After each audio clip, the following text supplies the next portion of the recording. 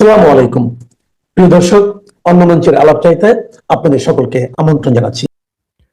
Dubai থেকে আমাদের ভাই এমডি নাসির লিখেছেন যে মাসুম ভাই এখনো রাত জেগে আছি, ঘুমের সময় হয়ে গেছে। আপনার খবরের জন্য ওয়েট করছি আর কি। প্রিয় নাসির ভাই, আপনার জন্য আমাদের ভালোবাসা থাকলো।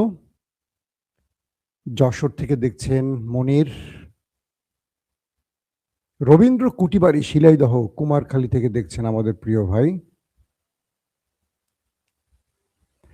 দর্শক, আমি বসে বসে আপনাদের কমেন্ট পড়ি। সাধারণত প্রতিদিন লাইভের 10 মিনিট আগে আমি আপনাদের কমেন্টগুলো পড়ি, নতুন নতুন কারা যুক্ত হয়েছেন দেখার চেষ্টা করি।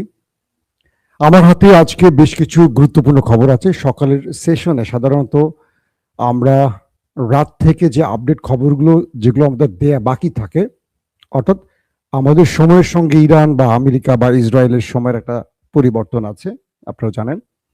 তো সেই অনুযায়ী আমরা চেষ্টা করি যেই রাতে যে লাইভটা করি সেই লাইভের পর থেকে যে সংবাদগুলো বাকি থাকে, সকালের এই 11টা যে লাইভটা করছি বাংলাদেশ সময়, সকল খবরগুলোকে কম্পাইল করে একসাথে দেবার চেষ্টা করি।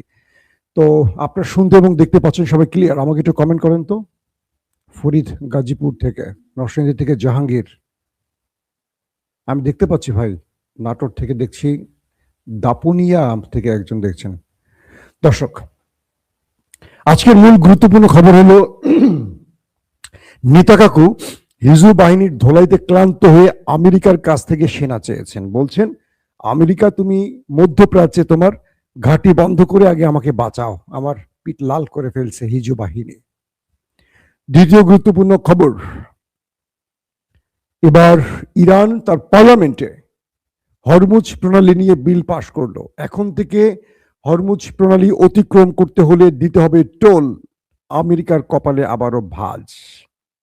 পাশাপাশি কুয়েতের ওয়াটার সেলিনেশনে যে হামলাটি হয়েছে, এই হামলার দায় অস্বীকার করলো ইরান, বলল এটি নেতাকাকু করেছে, অর্থাৎ তার দেশ করেছে। পাশাপাশি ইরান তার মিসাইল দিয়ে শত্রুকে কিভাবে ধোঁকা দিচ্ছে তার চমৎকার কিছু তথ্য আজকে আপনাদের জানাবো। পাশাপাশি রাশিয়া আমেরিকাকে আবারও বৃদ্ধাঙ্গুলি দেখালো। কি করলো রাশিয়া? দর্শক, সৌদির পাইপলাইনেও হামলার ঘটনা ঘটেছে। কারা এই হামলাটি করেছে সেই বিষয়টিও তথ্য আসতে শুরু করেছে। পাশাপাশি মার্কিন যুক্তরাষ্ট্রের পার্লামেন্টে আলোচনায় যুদ্ধের খরচ নিয়ে যে প্রশ্ন উঠেছিল, সেখানে এমন তথ্য দেয়া হয়েছে যেটা আরবের জন্য টেনশনের কারণ হয়ে গেছে। চলেন আপনাদেরকে একটা একটা করে খবর দেই, আরো অনেক খবর থাকবে, আমি কয়েকটা উল্লেখযোগ্য অংশ শুধু বললাম। হিজু বাহিনী লেবাননে যে প্রতিরোধ গড়ে তুলছে এটা কল্পনা করেনি নেতা কাকু। তিনি মনে করেছিলেন গাজার মতো একটি বাফার জোন তৈরি করবেন এবং পুরো লেবানন তার দখলে নিয়ে তিনি ইচ্ছে মতো এটাকে নিয়ন্ত্রণ করবেন। কিন্তু সেখানে আছে হিজবুল্লাহ বাহিনী। আপনারা জানেন যে বছর আগে ফিলিস্তিন যুদ্ধের সময় হিজুরা যখন রিয়েক্ট করছিল, তখন পেজার বিস্ফোরণ ঘটিয়েছিল ইসরায়েল। পেজারটি কি? একটি বিশেষ কমিউনিকেশন যন্ত্র। এটি হিজবুল্লাহ সদস্যদের পকেটে থাকতে, এটি তারা অন্য দেশ থেকে কিনেছিল, যেটি হ্যাক করা সম্ভব নয় বলে তারা জানতো। তারা জানতো যে হিজবুল্লাহ সদস্যরা নিজেরা কোনো মোবাইল ইউজ না করে এটার মাধ্যমে নিজেরা নিজেদের তথ্য আদান প্রদান করত। ইসরায়েল কি করে, এই বিশেষ ডিভাইসটিকে বা ডিভাইসটির মধ্যে যখন হিজবুল্লাহ কেনে, সাগরে কোনো একটি ট্রানজাকশন কি বলবো, এটার যে কোন একটি স্থানে যখন জাহাজ থেকে এটা আদান প্রদান হয়, এটার ভেতরে বিশেষ একটি ডিভাইস বা বিস্ফোরক বসিয়ে দেয়, ডিভাইস বিস্ফোরক। যখন হিজু বাহিনীর সাথে ইসরায়েলের লড়াইটা শুরু হয়, তখন এই পেজারগুলোকে একযোগে বিস্ফোরণ ঘটায় একটি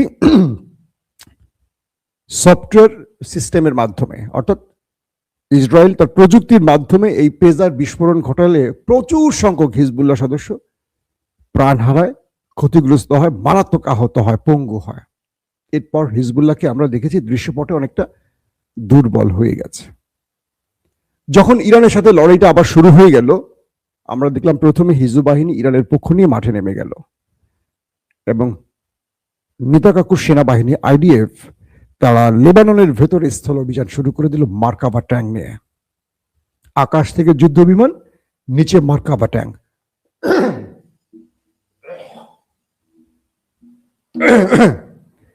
এই পরিস্থিতিতে লেবানন তাদেরকে শক্ত প্রতিরোধ গড়ে তুলেছে। চারদিক থেকে ঘিরে প্রচুর সংখ্যক নেতাকাকুর সেনাকে ওপারে পাঠিয়েছে। বলা হচ্ছে এই পর্যন্ত 4 থেকে 500 আইডিএফ বিনা টিকিটে চলে গেছে। 124-এর উপরে মার্কাভা ট্যাঙ্ক ধ্বংস করা হয়েছে। গতকালকের ফুটেজে দেখলাম এবং রাতের যে ফুটেজ, আজকের লেটেস্ট যে খবরটি, সেখানে দেখলাম ওদের মার্কাভার বেশ কয়েকটি ট্যাঙ্ক হিট করে জ্বালিয়ে দিয়েছে হিজবুল বাহিনী। তারপর সেই ট্যাঙ্কের ভেতরে যারা ছিল আইডিএফ সেনা, তাদেরকে ধরে নিয়ে আসছে তারা, এবং বলা হচ্ছে বেশ কজনকে ওপারে পাঠিয়ে দিয়েছে। একদম ট্যাঙ্ক শুদ্ধে পুরে ওপারে চলে গেছে। এই ম্যাসিভ আকারে প্রতিরোধ ওরা কল্পনা করেনি। ওরা এসছিল, ওরা মনে করেছিল যে হিজবুল্লাহ দুর্বল হয়ে গেছে, এই সুযোগটি আমরা কাজে লাগাবো। কিন্তু ভিতরে যে হিজবুল্লাহ এত সংগঠিত হয়েছে, তাদের কাছে এন্টি ট্যাঙ্ক মিসাইল যে আছে এবং সেগুলো মার্কাভার মতো দানবীয় প্রযুক্তিশীল বা কি বলবো ট্যাঙ্কে এভাবে ধ্বংস করবে কল্পনা করেনি। বিলিয়ন বিলিয়ন ডলারের ক্ষতি করে ফেলেছে নেতাকাকুর হিজবুল বাহিনী। বলা হচ্ছে এই লড়াইতে তাদের সেনারা, প্রথমে বলা হয়েছে যে 30% সেনা এই যুদ্ধে আসতে রাজি না। তারা হিজুর ভয়ে আসতে চায় নাই। তারা বলছে প্রয়োজনে চাকরি ছেড়ে দেব, আমরা লড়াইতে যাব না। আজকের লেটেস্ট আপডেট হলো নেতাকাকুর সেনাদের মধ্যে 50% যুদ্ধে আসেনি। মিস্টার নেতাকাকু বলছেন আমেরিকাকে যে তুমি মধ্যপ্রাচ্যে তোমার ঘাঁটি ক্লোজ করে দিয়ে তুমি আগে আমাকে বাঁচাতে আসো। আমার উপরে 3 দিক থেকে যে অ্যাটাক চলছে, এটা আমি আর বেশিক্ষণ মোকাবেলা করতে পারবো না। আমার আইডিএফ চিফ বলছে আমার সেনারা ভেঙে পড়েছে। আমেরিকাকে বলছে কে? ইসরায়েল। তার মানে আমরা ইরানের গল্পগুলো বলছি, কিন্তু হিজবুল বাহিনীর গল্পগুলো বলছি না। কম বলছি, তাই তো? কিন্তু ভিতরে খেলা চলছে উড়াদুরা, কঠিন খেলা চলছে হিজবুল বাহিনীর সাথে। তাদেরকে চারদিক থেকে ঘিরে ট্যাঙ্কগুলোকে শুধু উড়িয়ে দিচ্ছে না, ট্যাঙ্কের মধ্যে যারা আছে তাদের সবাইকে ওপারে পাঠাচ্ছে। তারপর বিভিন্ন ফাঁদ তৈরি করে তাদেরকে সোজা বিনা টিকিটে পাঠাচ্ছে। বুঝতে পারছেন খেলা কোন লেভেলে চলছে এখন। দর্শক, আসি দ্বিতীয় গুরুত্বপূর্ণ খবরে। সৌদি আরব কে নিয়ে, মানে আমাদের মুসলিম উম্মার বিশ্ব মোড়ল যাকে আমরা বলি, মুসলিম উম্মার মোড়ল, সৌদি আরবকে নিয়ে আব্বাস আরাকচি একটা চমৎকার বক্তব্য দিয়েছেন। ইরানের পররাষ্ট্রমন্ত্রী আব্বাস আরাকচি, তিনি বলেছেন সৌদি আরব আমাদের বন্ধু রাষ্ট্র, সালমান প্রশাসন আমাদের পরম আত্মীয়, পরম স্বজন, আমাদের বন্ধু। মোহাম্মদ বিন সালমান তরুণ।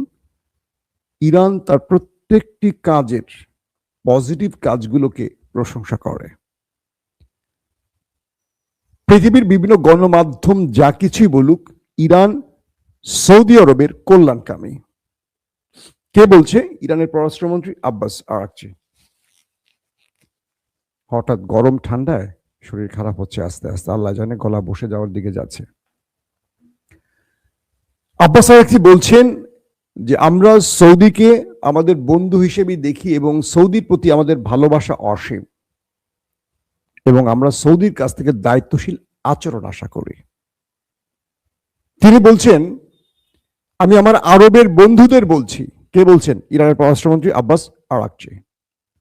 আমি আমার আরবের বন্ধুদের বলছি, আমরা যাদের সাথে লড়াই করছি তারা আরবেরও শত্রু। আরবরা আজ বুঝুক বা 2 দিন পরে বুঝুক, মনে রাখতে হবে আরবকে ওরা আমাদেরও শত্রু, শুধু নয় তোমাদেরও শত্রু। তোমরা শুধু চেয়ে দেখো, আরব যখন আক্রান্ত হচ্ছে, আরবকে রক্ষায় ওরা কাজ করছে না, ওরা রক্ষা করছে ওই একটি দেশকে। আব্বাস আরাকচি বলছেন আরবের বন্ধুদের যে তোমাদের দেশের ভেতরে ফলস ফ্ল্যাগ অপারেশন করে আমাদের সাথে তোমাদেরকে লাগিয়ে দেওয়ার চেষ্টা করা হচ্ছে। আব্বাস আরাকচি বলছেন তোমাদের দেশে প্রিন্স সুলতান বিমান ঘাঁটিতে ইরান অ্যাটাক করে ওদের বিমানকে যখন ধ্বংস করেছে ওরা শুধু চেয়ে চেয়ে দেখেছে, আর তোমরা এদেরকে রেখেছো তোমাদের নিরাপত্তার জন্য। আমি আরবকে বলবো, বিশেষ করে সৌদির কথা বলছেন, সালমান প্রশাসনকে বলবো, ঘুম থেকে জেগে ওঠো। কারণ আজ হোক কাল হোক ওরা তোমাদের শত্রু হবে। তোমাদের শত্রু আমাদের শত্রু এক, অভিন্ন। আব্বাস আরাকচির এই বক্তব্যটি অসাধারণ ছিল। পাশাপাশি ইরান নিয়ে পাকিস্তান যে বক্তব্য দিচ্ছে যে পাকিস্তান আমেরিকার সাথে দুতিয়ালি করছে বা নেপথ্যে কথা বলছে, ইরান বলছে যে আমরা পাকিস্তানকে ইরানের সাথে আলোচনার জন্য মানে পাকিস্তানকে আমেরিকার সাথে আলোচনার জন্য কোনো সিগন্যাল দেয়নি এবং পাকিস্তানকে মধ্যস্থতাকারী হিসেবে বিবেচনাও করছি না। পাকিস্তান আমাদের কিছু প্রস্তাব তুলে ধরেছে, আমরা পাকিস্তানকে বলেছি আমরা এখন যুদ্ধের মাঠে আছি, আমাদের আলোচনার বিষয়বস্তু আমরা জানিয়ে দেব, কোনো মধ্যস্থতাকারী এই মুহূর্তে আমাদের লাগবে না। তবে পাকিস্তান আমাদের বন্ধু রাষ্ট্র, তাদের আমাদের প্রতি তাদের যে ভালোবাসা এটাকে আমরা গ্রহণ করছি। কারণ সাম্প্রতিক জরিপ হয়েছে ইরানের প্রতি সবচেয়ে বেশি ইরানের পক্ষে কারা দাঁড়িয়েছে পৃথিবীর কোন দেশগুলো, কোন দেশের সমর্থন বেশি? 82% সমর্থন আসছে পাকিস্তানের জনগণের।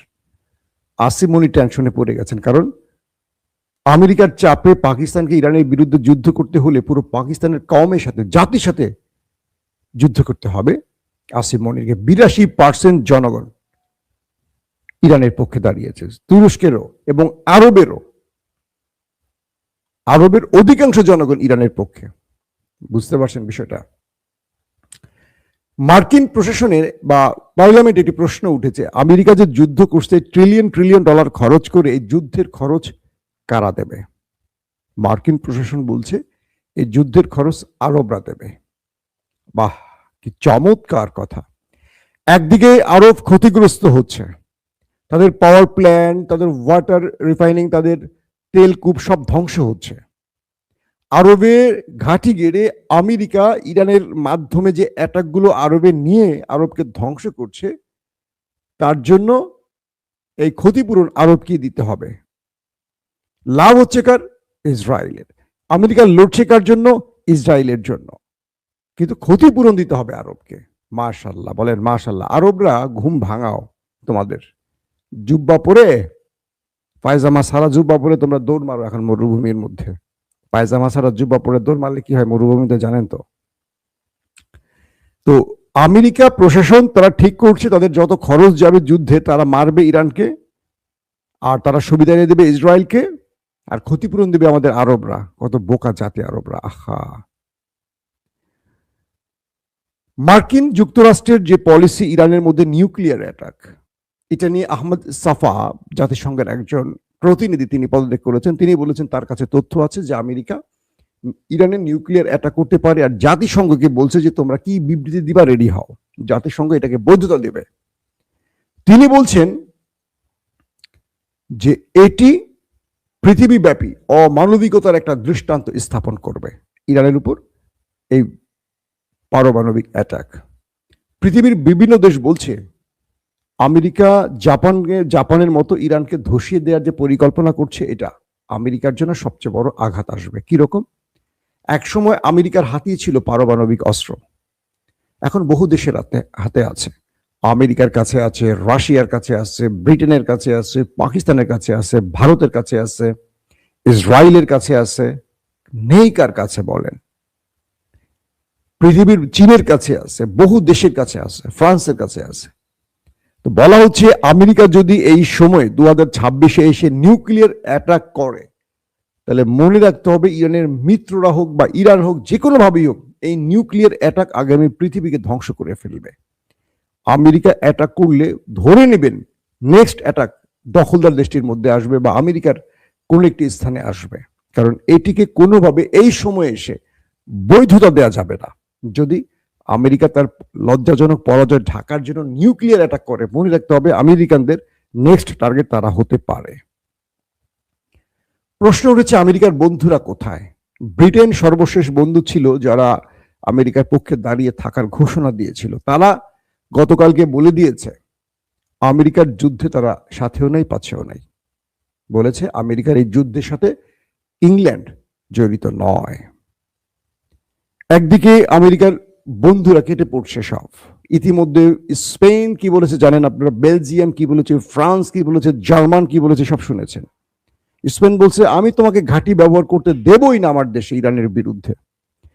আর জার্মানের বিরোধী দল থেকে আজকে ঘোষণা এসছে জার্মানে যে মার্কিন ঘাঁটি আছে, জার্মান সরকারের উপর বিরোধী দল চাপ সৃষ্টি করছে যে তোমরা আমেরিকার ঘাঁটি মানে বন্ধ করে তাদেরকে এই দেশ থেকে তাড়িয়ে দাও।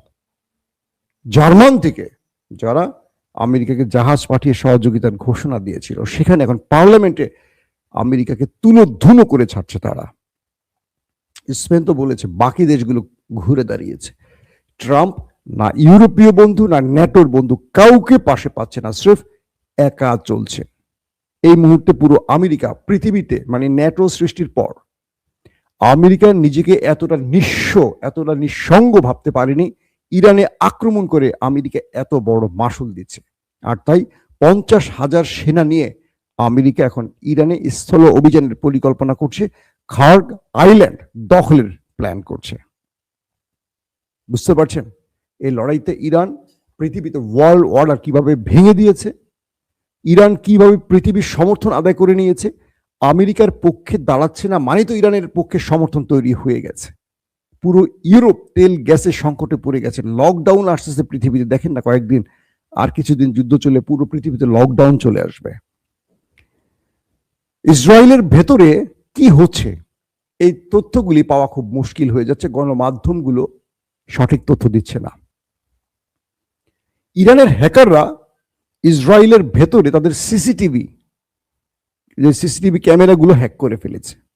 কয়েক শত সিসিটিভি ক্যামেরা হ্যাক করেছে ইরানের হ্যাকাররা।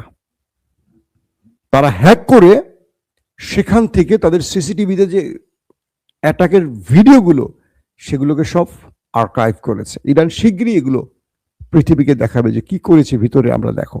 তার মানে ওদের গণমাধ্যম যা দেখাচ্ছিল না, ওদের সিসিটিভির ক্যামেরার হ্যাক করে ইরানের হ্যাকাররা সেখান থেকে সকল ভিডিও হাতিয়ে নিয়ে এগুলো সব এক করতেছে এখন ইরান। এগুলো তারা দেখাবে। ইরানের পার্লামেন্টে পাশ হয়ে গেছে হরমুজ প্রণালীতে টোল আদায়ের বিষয়টি। অর্থাৎ হরমুজ প্রণালী দিয়ে এখন যে জাহাজগুলো আসা যাওয়া করবে তাদেরকে নির্ধারিত ফি দিতে হবে ইরানকে। এটি ইরানের দুর্দান্ত একটি চাল আমেরিকার উপর। আমি মনে করি এখন আর কিচ্ছু করতে পারবে না আমেরিকা। ঠিক আছে, আমি জাহাজ ছেড়ে দেব, জাহাজ যাও, আমাকে টোল দিয়ে যাও। ইরানের এখন মাল কামাই হবে। সব দেশ কিন্তু তার সমুদ্র সীমা নদী সীমা ব্যবহার করলে টোল আদায় করে। তো ইরানের জন্য আরেকটি গুরুত্বপূর্ণ খবর, ইরান শত্রুকে ঘায়েল করার জন্য আরেকটা কৌশল অবলম্বন করছে। তারা প্রচুর সংখ্যক ফেক মিসাইল বানিয়েছে। ফেক মিসাইল, ভিতরে বারুদ থাকবে না, রকেট সিস্টেমের বারুদ থাকবে না। প্রশ্ন করবেন তাহলে বারুদ থাকবে না, এই মিসাইল দিয়ে কি করবে? ইরান এখন যে খেলাটা খেলছে তার যুদ্ধ কৌশল মানে পুরো পৃথিবীর যুদ্ধ কৌশল ইরান পরিবর্তন করে দিচ্ছে। আমেরিকা তো এতদিন সবাইকে আক্রমণ করে যেত, কখনো আক্রান্ত হওয়ার মানে কেউ আমেরিকায় আক্রমণ করার সাহস করতো না। এবার ইরান তাদেরকে উত্তম মাধ্যম দিয়ে প্রমাণ করে দিয়েছে যে ওদের মার খাওয়ার সময় এসে গেছে। কি হলো, ইরান প্রচুর সংখ্যক ফেক মিসাইল বানাচ্ছে। এগুলো আকাশের শত্রুকে টার্গেট করে উড়ে যায়, সম করে যায়। আর শত্রুপক্ষ তখন কি করে, তার মূল্যবান ইন্টারসেপ্টর গুলো মিসাইলগুলো এন্ট্রি মিসাইলগুলো মারে। ধরেন 50,000 টাকা বা 1 লক্ষ টাকা, ধরেন 50,000 টাকা দিয়ে একটা ফেক মিসাইল মারে, ওইটাকে 40 লক্ষ টাকার মিসাইল দিয়ে ইন্টারসেপ্ট করতে হয়, 50 লক্ষ টাকার মিসাইল দিয়ে ইন্টারসেপ্ট করতে হয়। অর্থাৎ ইরান ওদের ইন্টারসেপ্টর বা মিসাইল শেষ করার জন্য হাজার হাজার ফেক মিসাইলগুলো এখন মারে। এই ফেক মিসাইলগুলো মারে, ধরেন 50টা ফেক মিসাইল মারে, 50টা মারলে ওদের মোটামুটি ধরেন 4 বা 5 দিয়ে গুণ করেন, একটা মিসাইলকে ইন্টারসেপ্টের জন্য 4টা বা 5টা মিসাইল মারে। তো ওরা শত শত মিসাইল যখন মারে, এরপরে ইরান করে কি 10টা আসল মিসাইল মারে। আগে ছিল পুরনো আমলের মিসাইল যেগুলো হিট করলে ক্ষতিগ্রস্ত হতো, হিট না করলে নাই। কিন্তু এখন তারা ফেক মিসাইল মারা শুরু করছে। এতে দুটো খেলা খেলে, এক, শত্রু যখন বুঝবে যে এগুলো ফেক মিসাইল তখন ইন্টারসেপ্ট বন্ধ করে দেবে, তাই তো? তখন ইরান কি করবে? আসল মিসাইল গুলো মারবে, তখন শত্রু দেবে আয় হ্যাঁ এটা আবার কি হইলো। অর্থাৎ ইন্টারসেপ্ট তো জানে না, মানে প্রতিরক্ষা ব্যবস্থা তো জানে না এটার মধ্যে বারুদ আছে কি নাই। ওদের কাজ শত্রুর মিসাইল বা ড্রোন ওদের সীমান্তে বা আকাশে ঢুকলে ওরা ইন্টারসেপ্ট করবে। ওদের সফটওয়্যার হলো এরকম।